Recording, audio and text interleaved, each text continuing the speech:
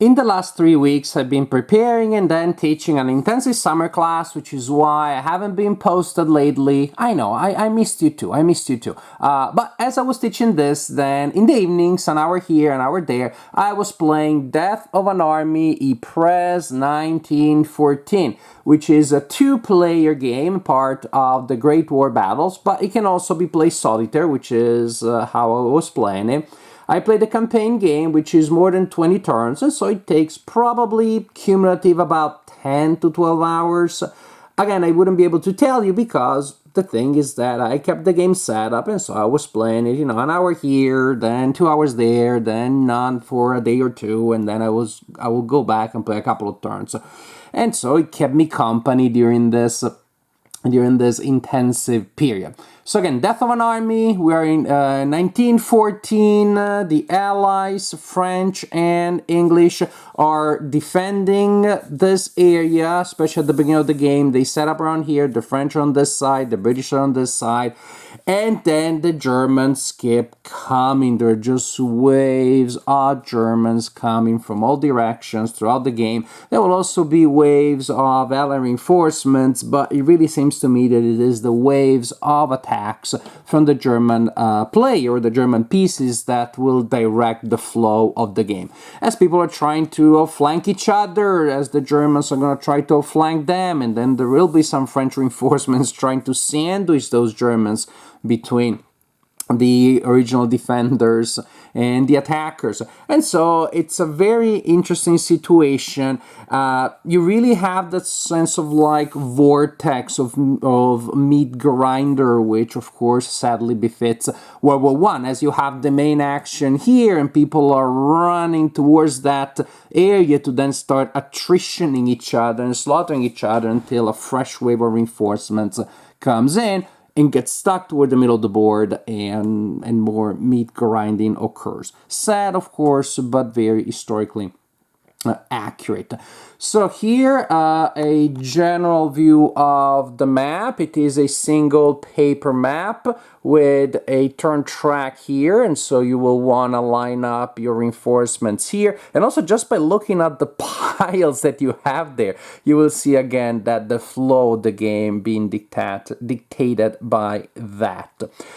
Control of the high ground is what determines victory in the game. In particular, the high ground area here. If there is a moment at the end of a turn when only one player has units there, so either the Allies or the Germans control this section entirely, then it's instant victory, and that's why you really can't ignore that area. Otherwise, you play until the end of the scenario, and then control of the high ground axis on the board determines who wins. So we have game pieces, of course, otherwise, how can we determine what's going on? And here's just some game pieces from the Allies and some game pieces for the Germans. We're gonna have some really large British divisions. In general, game pieces have three main pieces of information, which is combat value here, stacking points, and movement values. Artillery also has range, and there's going to be a lot of artillery, trust me on that. Artillery also are double-sided, but the two sides do not represent two different steps, as you would be for the other units. They take a hit, they're flipped or reduced value, and actually these large British divisions, they have three steps. So once they're reduced and they take a second hit, then you remove this piece and you replace it with a piece representing the last step. But artillery, the two different sides represent the combat and movement capabilities when the unit is limbered or unlimbered. So of course, when it is limbered, is ready to go and has a movement value, otherwise it doesn't have, but it will have a better combat factor. And during a turn, you can limber and move or unlimber and move. What you cannot do is like limber, move, and then unlimber the same turn. That would be cheating. But still, there will be a lot of flipping artillery units. There will be a lot of that. And the first turn or two, maybe I found that a little bit tedious, and then I got used to the idea. And actually, that was fun.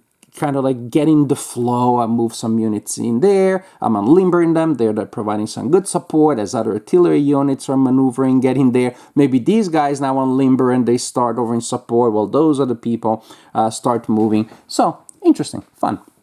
Now, back to us. So, as I said, we're gonna have allies defending there, flows of enemies coming in from all directions.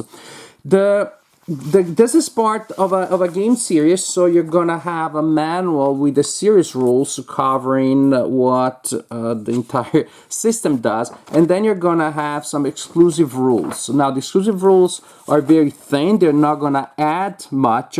If anything, make sure, I almost say, read them first, or at least know this. Actually, some of these unique rules will tell you that some of the basic rules do not apply. So actually, at least, just remember these things. So if you really just want to get into this game, there are sections of the basic rule book you don't even have to read. So you can get into starting to play Death of an Army Ypres 1914 even faster. So definitely a game that I would define as suitable for beginner war gamers. What is interesting is it's a I go you go, but when a player takes a turn, the turn structure is a bit unusual, but it really captures. And I'm gonna set up some pieces a bit randomly. Okay, so don't start complaining that it's not historical. I know it's not. I'm just placing things there. So, what you're gonna have, and this is interesting, is that at the beginning of a player's turn, say it's the German turn, they can declare prepared attacks. Prepared attacks means that units can combine strength. Let's zoom in. Prepared attack means that units can combine strength from multiple hexes, and they can receive artillery support. So that's the prepared attack. After the prepared attack, you have a movement phase in which units can move, and after move, you can also have hasty attacks, which work overall like prepared attacks, but they do not have artillery support and they do not have coordination from multiple hexes. And that really, it's unusual. You don't see that very often in war games, that you could attack before or after movement, but the changes are massive. Because the main idea that you have here is that before you get to resolve your attack, the defender will get defensive fire, and that may give them a really sweet modifier to be used in the actual melee result. So if whenever possible you want to have your artillery fire against the defender to basically silence their defensive role, you will have, when you have a coordinated attack, artillery will attack the defender. That will cause a modifier on their defensive fire, and that ultimately will determine what modifies the melee. And again, when I read that felt like super fiddly and super like, Conzo Danshire, where you roll dice to see how many dice you roll. In practice, that turned out to, when I saw that the idea was to see if artillery was able to silence the defender, allowing the attack to go through without taking too much preemptive damage, that made sense. So, you're going to use this table here. Again, let's talk about the coordinated attack. First, you're going to declare your artillery support, and so then you check basically which of these numbers best describe the artillery support that you're offering to your own attack. And then you will roll a die, and that will give you possibly a number. Then, once you have the number, you make a mental note of it. And then the defender in that attack gets to defend. And again, you look at the number that best describes the defensive value of the defender. You roll a die, and that is modified by the modifier you got during the artillery phase. That will possibly give you a number, and that number is finally used as a modifier for the melee combat result table, and just by looking at it, you probably know how that works. Combat odds between the strength of the attacker and the strength of the defender. Roll a die, cross-reference that, and apply that modifier. That is super important. So again, the artillery roll, modifies the defensive fire roll. The defensive fire roll will give you a modifier that applies here. Again, it feels fiddly, but look, the first time you do it, you're going to have maybe, the artillery is firing and so modifying the defense. And because of that modifier, the defense doesn't receive anything. It feels pretty anticlimactic, like, dude, I did 2 rolls to get no modifiers. And that seems silly. Then the first time that you attack without artillery support, the defender gets a sweet modifier and you get bloodied pretty bad and you're like, oh, actually, I want those 2 rolls whose result is 0. 0 modifiers, because that is simulating precisely my artillery support, allowing me to approach the enemy without taking too much damage. So, again, it's unusual to have a roll for a modifier that is used to modify the following roll that will determine the modifiers here. But in practice, after a couple of turns, it started making sense, and I really enjoyed what it was bringing to the table, the dynamics of war that this double roll was giving me. And once you get here, again, you know probably that is the 2 numbers represent losses for the attacker, losses for the defender. By retreating, if possible, the defender can choose to retreat, which will reduce the number of damage points taken by both. The attacker also won't be bleeded as bad.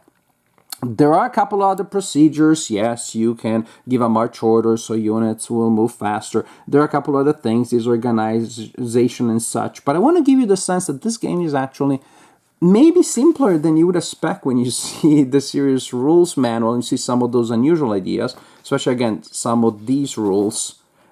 You'll be told that you don't need to worry about them here. The game is actually pretty simple and it flows quite smoothly. And so I think this should give you a general sense for my general overview of Death of an Army, Ypres, 1914. So, I think I just realized that I gave you a lot of my conclusions during the main segment, and that's okay. So, my conclusions will be at least in part a recap. This is a fun game. I really enjoyed it. The campaign also takes quite a while to play, and I think the way I happen to play, just because that was my schedule, works very well. I don't know if you want to do it in like 2 long evenings, binging on it, then maybe you won't enjoy it all that much, because ultimately there is a certain repetitive element which is perfectly fine, because again it captures the theme. But breaking it down into smaller sections, then the fact that it's one way after the other, hurry up and grind, that didn't bother me. Actually, sometimes I would end a session with just having like a really scary wave of German reinforcements coming from the south and forming a really terrifying grip ready to tighten around the Allied flank, and then I will be looking forward to the next episode the following evening. So the game is long, and I think it's possibly best enjoyed in installments, but it's a fun game, and it's really, really nice. I think it captures a lot of historical flavor, the massive importance of artillery.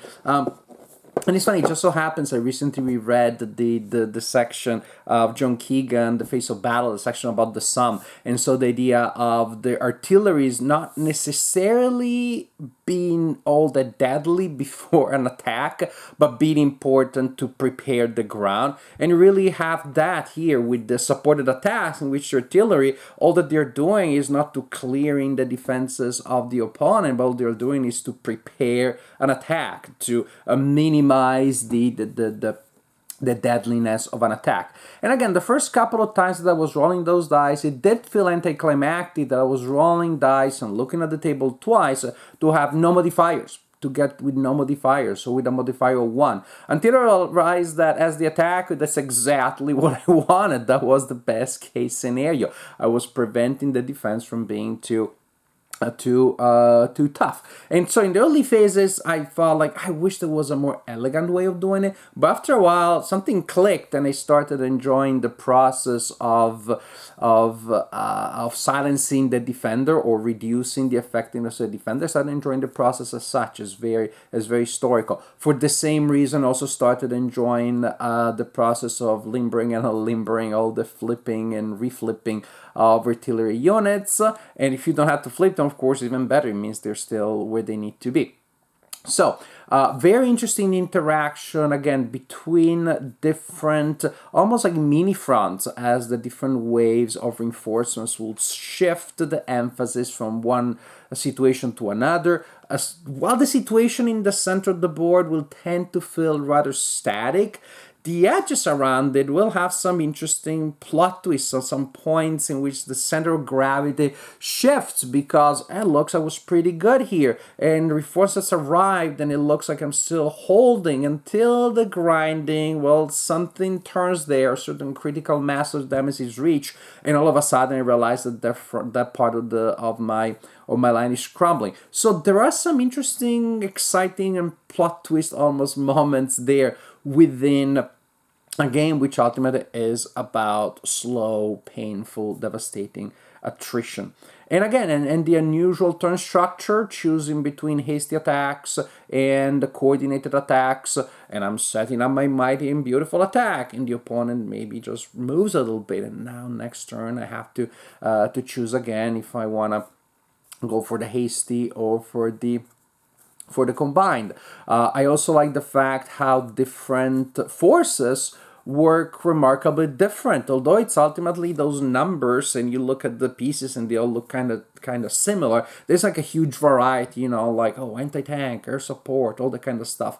But then there are these large, powerful British divisions that hit very hard, but it's not so many of them. You have the French divisions, which are weaker, but there are so many of them, so they give you other advantages in terms of flexibility in trying to surround and outflank the opponents.